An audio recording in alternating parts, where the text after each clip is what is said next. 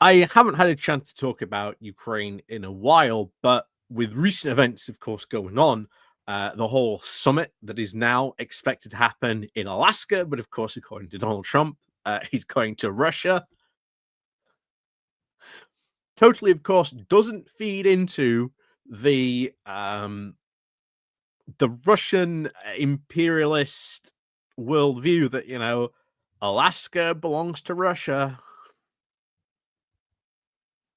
That will be so funny if Donald Trump just sells Alaska to Russia. It will be shocking. Um, don't get me wrong, we'll have huge ramifications, but oh boy, part of me would find that hilarious, especially as it's pretty much a red state as well. Anyway, um, as we've said before, many times, whenever we've covered this, 2025 constantly seems to be the breaking point for Russia. I think that's more why now more so than ever they've now gone into these talks. They've had to take more of this stuff really seriously. We've constantly seen reports, even more, especially this year in the recent months, that the whole grand offensive that Putin wanted to do hasn't really gone that too well. It has caused hundreds of thousands of not only casualties, but combat losses for them. There is zero evidence that they have like any actual working vehicles on this, um, which is what we've seen. And most of that has been managed to be taken out by the Ukrainians because they've just constantly just funneled all this equipment into pointless human wave tactics. Meanwhile, of course, on the economic front, things are not looking that well for Russia. Its economy is not doing that well, despite, of course, the claims by Russia itself that it is doing fine, but it releases ever less economic information.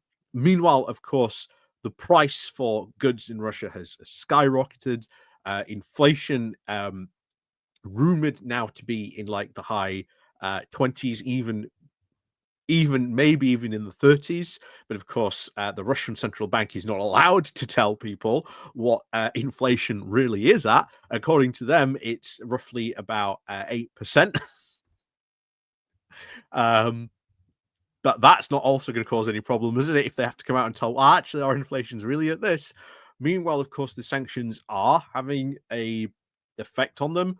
Not only that, because they've had to engage in large scale conscription, this has actually created a massive labor shortage in Russia where they've had to rely on trying to coax workers in from China, but not just from China, from North Korea, of all places, to the point where these North Korean workers are being used like slaves. And it is, I think, worth bringing up this North Korean connection because ever since it became very obvious that the North Koreans were getting more and more involved in this war, obviously South Korea has become very concerned about all this for, I think, obvious reasons. They were, of course, worried about the fact that these North Korean soldiers were getting sort of actual war combat experience and training. Well, if they're getting that experience, where could they then use it? Um, it's not like Kim Jong-un is currently probably tilting more and more to the war faction rather than the peace faction in North Korea, which also, is quite concerning in many ways. But we're going to go over this because I think this just goes to show you the scale and the fact that they are having to rely on, according to these estimates, there is now going to be by the end of this year, there's approximately about 50,000 North Korean workers in Russia. So we're going to have a quick look at this because this is, I think, should honestly be covered. So thousands, of course, of North Koreans are now being sent to work in slave-like conditions into Russia to fill now huge labor shortages exacerbated by Russia's ongoing invasion of Ukraine. Moscow has now repeatedly turned to Pyongyang in help now to fight the war, using its military, artillery, its shells, and its soldiers. Now, of course, with many of Russia's men either killed or tied up fighting, or even having fled the country, South Korean intelligence officials have now told the BBC that Moscow is increasingly now relying on North Korean laborers. 6 North Korean workers who fled Russia since the start of the war, along with government officials and researchers now helping those to rescue those laborers. They went on to detail just how these men are now subject to abysmal working conditions and how the North Korean authorities are now tightening their control over workers, stopping them escape. One of the workers, Jin, told the BBC that when he landed in Russia's Far East, he was chaperoned from the airport to the construction site by the North Korean security agents, who then ordered him not to talk to anyone or look at anything. The outside world is our enemy, the agent told him. He was put straight to work on building high rise apartment blocks for more than 18 hours a day, he said. All 6 workers who spoke described the same punishing work days, waking up at 6 a.m. and then being forced to build high rise apartments until 2 a.m. the next morning, with just 2 days off a year. He said waking up was, of course, terrifying. You would realize that you had to repeat that same day over and over again. Tay, who of course managed to escape Russia last year, recalled how his hands would seize up in the morning, unable to even open, paralyzed from the previous day's work. He said some people would then leave their post to try and sleep in the day or fall asleep while standing up, but supervisors would then find them and beat them. It really was truly like we were dying. Another worker said that the conditions are truly abysmal.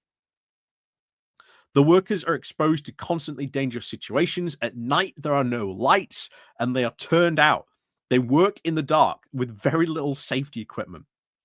One laborer, Nam, said that he once fell over 4 meters from his building site and smashed up his face, leaving him now unable to work, even though his supervisors would not let him leave the site to visit the hospital.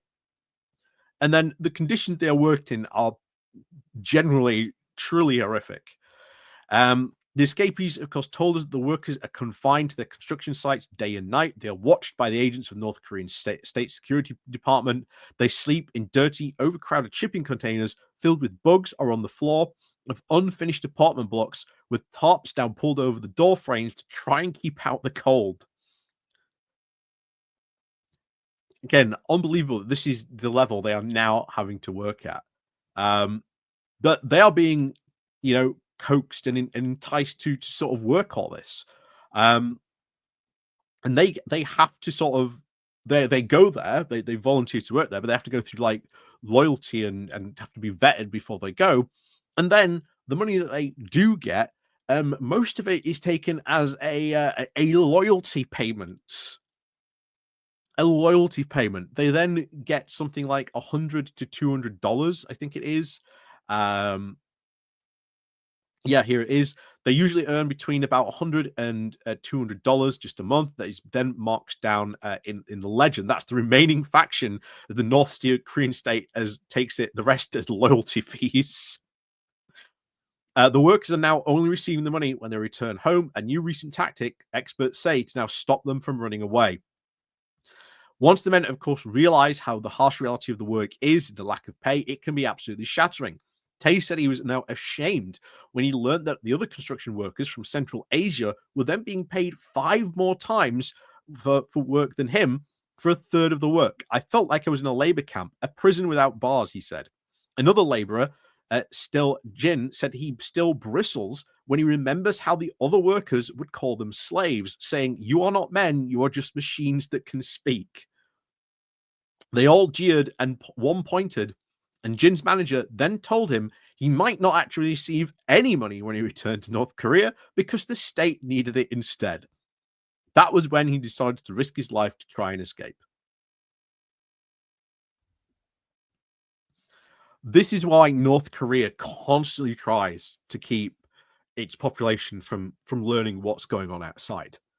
Because once the common theme pretty much is with most of these people from North Korea when they've escaped, generally it is like entering a different world. But there was a documentary a couple of years ago of one guy who was still generally so terrified about speaking about I think not Kim Jong Un, but the previous ruler, because he generally thought, again during propaganda, that this guy had psychic powers and that if he thought any negative thoughts, uh, you know, they would get him. But that is the level of control they have over the North Korean state, the level of control they have, and they are ever more tightening it. Like I think we've discussed it before, but Kim Jong Un himself is in a very precarious position because his only successor so far, at least as far as we know, um, is a girl, and North Korea is very sexist, and there is still a lot of doubt over whether she would be allowed to succeed as leader. Now, Kim is trying to ensure that, and we've seen, the brutal repression he has, tried to clamp down on to make sure that happens. You're seeing more and more do public appearances. Um, that's why he's leaning more and more to like the war faction. That's why he exploded the big reunification monument that was built a couple of years ago. So he's getting incredibly more desperate and paranoid over a lot of the stuff going on over there. Um, and you know, it's probably not even half the truth. I think if we ever were to learn like the full truth of what's going on in North Korea, I generally think we would be shocked by some of probably the insane, crazy stories that would come out. I generally really do believe that. Um, but yeah, they are of course having to rely on ever more workers from North Korea. And that is not an economy, honestly, that is in a good state. So, as I said before, there is every reason, depending on how this conference turns out, and we'll see what happens. We'll definitely do a video about it, what we get from this, but we don't know what's going to happen when this meeting finally happens. But honestly, I'm not expecting anything to change. I don't think Trump's going to get anything, but Trump is desperate to try and pull all the American forces out of Europe and put them in Asia because he wants to go after China. Meanwhile, of course, European security and again, the entire continent of Europe, which if America did go to war against China, it would absolutely need us our help, at least, not militarily, but economically so. Um, what should we do? Well, if you aren't gonna, I've said this many times before, but if you're not going to support our, national security, why then should we support anything that you do national security wise? So we'll see what happens. We'll see what happens. But I am not optimistic. I am not. Well, I'm cautiously optimistic, but I am not, shall we say, putting my hopes up in this meeting, to be honest. So, as always, let me know what you think down below about all this. And of course, as always, we'll see you all next time.